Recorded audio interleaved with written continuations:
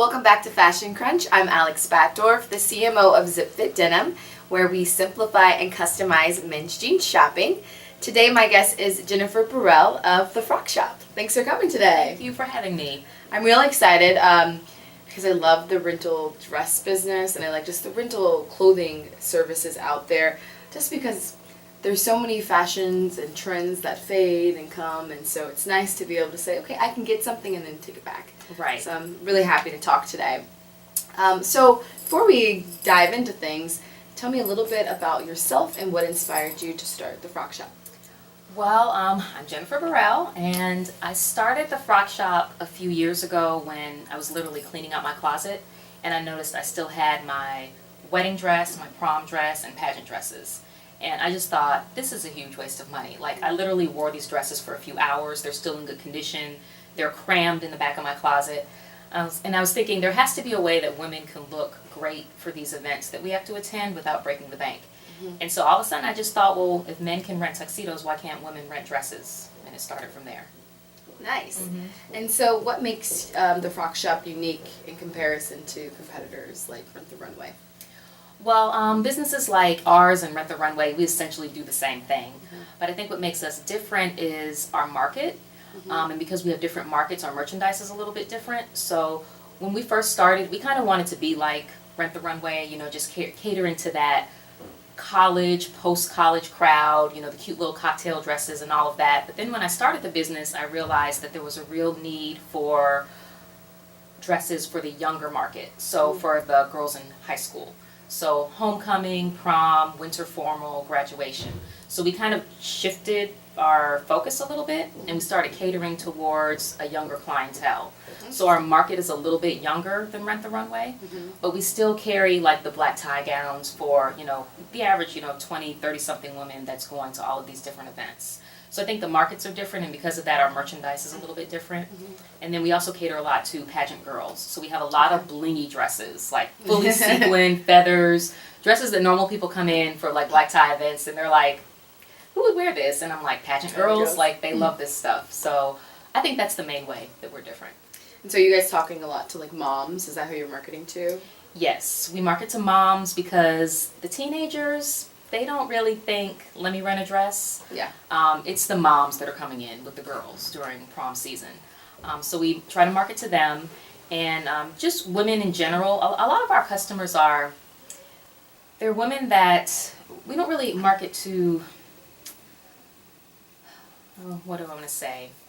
Our market is kind of like middle America. Okay. So we don't really market to such a household that has a low income, to where we don't really market to low income and we don't market to high income. Obviously high income can afford those types of dresses. Yeah. So the women that come into us are usually families that have, you know, 1 or 2 daughters, have all these different events to go to for their senior year, or a woman in her 30s or 40s that is going to a black tie event because she has to for her company, or maybe she's in a sorority and it's something that she goes to every year and she doesn't want to be seen in the same dress.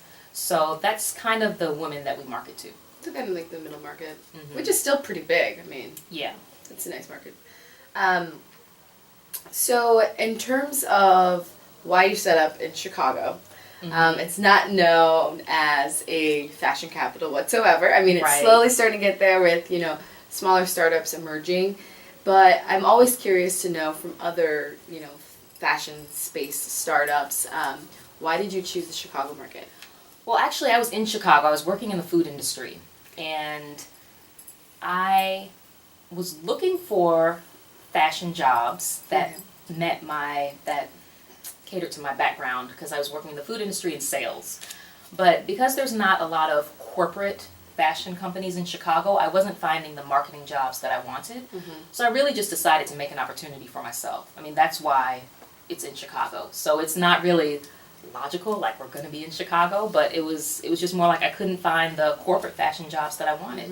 So that's really how it happened. I actually had the same problem coming out of college. I wanted to be in the fashion industry, wanted to be on the marketing side, but most of the jobs were in New York, and a lot of those positions didn't want to take the risk of you coming out there and interviewing and, you know, it not being as reliable maybe, but I found the same kind of problem. And then I so happily found my business partner. So right. This fate kind of happened. Right. And there's a lot of like retail jobs in Chicago, and retail is great. I've worked retail before, but I wanted a corporate like marketing type job, and there's just not a lot of that. Like digging deeper in the brand. Yeah, I wanted to be more on the brand side of things. Right.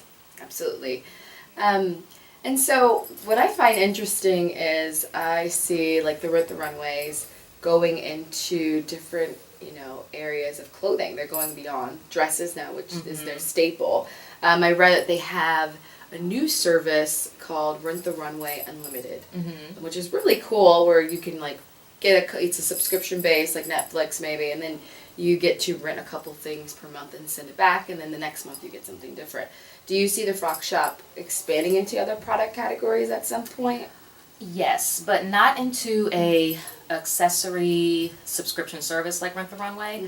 I think part of the reason that they did that is because investors had some concerns about their business being very cyclical. Okay. So they wanted to throw something in like a subscription service that would help, even out their sales. But for us, we see a lot of growth potential just in like the younger market. Like right now we carry a lot of prom dresses. We just started carrying homecoming dresses. We are getting a little bit into graduation to get ready for graduation season. I just feel like there's more inventory that we can have on the dress side. And then we just started doing accessories this year. We don't even have a ton of accessories, but the accessories are really working well for us. So we'd like to get more accessories. So we're at the point where we just really need to grow our inventory a little bit more to serve more customers. So our growth really involves more around growing the inventory, getting more the add-on products like the accessories and the clutches, getting things like undergarments, like the strapless bras and the adhesive bra cups, all those undergarments that you need to go with dresses. Yeah.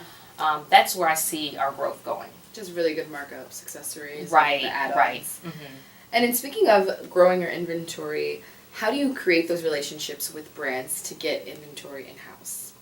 Well, when I first started the business, I reached out to a lot of designers, and they were like, absolutely not. We do not want to work with any rental businesses. We don't sell our products below a certain price point, so that would rule out any type of rental business. This is before Rent the Runway even started. Okay. So I had to go about finding merchandise more creatively. So I actually just contacted people and said, if you have any dresses that you want to get rid of, we can buy them for a low price.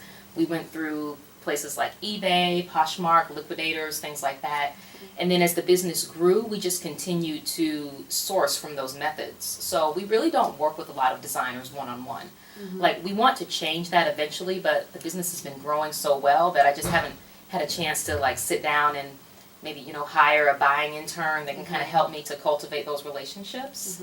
But when we get to that point, I'm sure that they'll be more open about dress rental, because this is like 4 years later when we approach them, and I'm sure they'll be more open to that. But yeah, in terms of the buyer relationships, like a lot of the dresses that we buy are from customers and from wholesalers and liquidators and things like that. Not a lot one-on-one with designers yet. Which I think is an interesting way to go about it, and I feel low cost as well. Yes, the costs it's a lot lower than wholesale. Yeah. The only drawback is we don't have multiple sizes in the styles that we have. Okay. So that comes from buying it like here, there, instead of from designers. So that's the only drawback. But we've kind of turned that into an opportunity, because when people come in, a lot of times they're all coming in for like the same events. So at least we can say, well, we only have one of this dress. So if anyone does come to the Frock Shop to rent a dress, you're not going to see yourself in that same dress. So we kind of, we turned it into a good thing. So, but again, the goal is, once we get a little bit more funding, because the inventory is expensive, I think we can then approach designers and, really have some serious conversations with them and be able to meet their minimums and all of that. Yeah, inventory becomes kind of a hassle as well. So yesterday I actually Googled dress rental services just to kind of see what else was out there. Because, what comes to mind, obviously, know about you guys because you're in Chicago, and then also Rent the Runway, and I've heard about a couple others.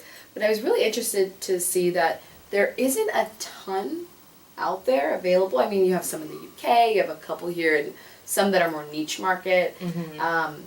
But there wasn't a ton. You guys were on the first page. Maybe this was my Google preferences, which is great. But do you think that services like Rent the Runway are monopolizing the market, or do you think that there's just still a ton of growth opportunity out there? I mean, Rent the Runway, they are huge. I mean, they've gotten, I think to date, close to 40 million in funding, and they're seeking another round, like a $50 million round of funding. I think right now they're trying to like close up on that round. But I just still think there's so much room for growth in the market, and I think when you have a business, sometimes you can get caught up in the competition and how big they are. But then when you sit down and think about it, like the market is so big. Like not everyone is a Rent the Runway customer, or a Lending Luxury is another rental service. Not everyone is a Lending Luxury customer. So that's when you have to really like narrow down and decide this is what my niche is going to be, and like really focus on that. So there's definitely still growth in the industry, and I kind of thank companies like Rent the Runway, because as long as they're growing, that actually bodes well for me, because I can approach competitors and be like, oh, similar companies have had this growth and this many subscribers, and so as long as they're growing, it's a good sign for the whole industry. Well, but you're right, there's not that many of them, not in Chicago, not in general in the country. That was just, I think a great thing. I was just really surprised that there weren't that many, and actually I love when people are like, well, why?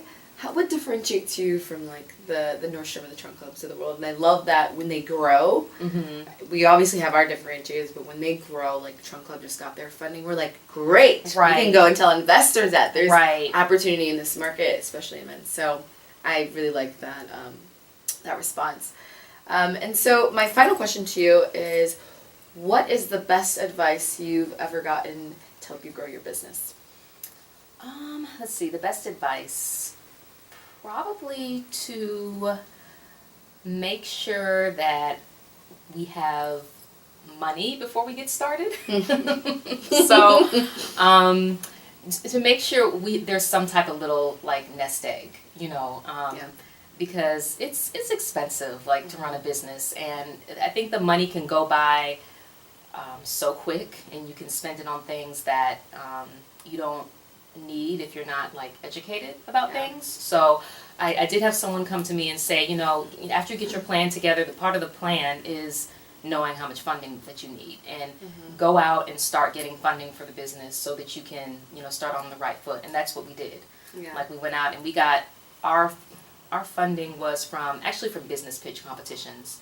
So we entered a few of those, and we were lucky to win 3 of them, and we got about $25,000 in funding just in the first 1 or 2 years of being in business. So that really helped, and I don't know, especially for a business like ours, which is so inventory intensive. So I hate to like go back to you need money, but I mean it's true. It's true. It just makes things a little bit easier, getting started. Yeah, not saying there aren't low cost ways of going about businesses, but there are certain things that people don't think about, like investing in like permits, like with the city, or even becoming like an LLC or incorporated marketing, like. And I think for me, what I see a lot with startups is that when it comes to getting their company out there and talking to their audience, they want to just throw pizza at the wall and see where it sticks. And sometimes it's like, well, yes, you want to experiment, you got to scale back though and say, what is my customer going to actually respond to? And I think starting small helps too. Just like, because we did a lot of little expos and we just talked to customers just to see, how do you feel about the dress rental concept? And we had them fill out little surveys. How much would you pay for a wedding dress rental, for a prom dress rental? And just talking to them, so we weren't spending money in areas where we didn't need to spend money. So I think that's important too. That's really smart. Well, thank you so much for coming today. Thank you. I'm really excited to see what you guys do in the Chicago market. Whenever I need a dress, I have some charity events coming up. I'm going to definitely use you guys, because I still have dresses in my closet. I'm like, why did I buy that $300 dress? Yeah, and most people are like, oh, your dresses are so nice. I just don't have anywhere to go right now. But we're like, well, we have somewhere to go. Come to us. You know where to go, so. Exactly. Yeah. Awesome. Thank you so much. Thank you. And make sure to check out Jennifer and her company, the Frock Shop Chicago. Is it thefrockshopchicago.com? It's frockshopchicago.com. Frockshopchicago.com. And be on the lookout for the next Fashion Crunch episode.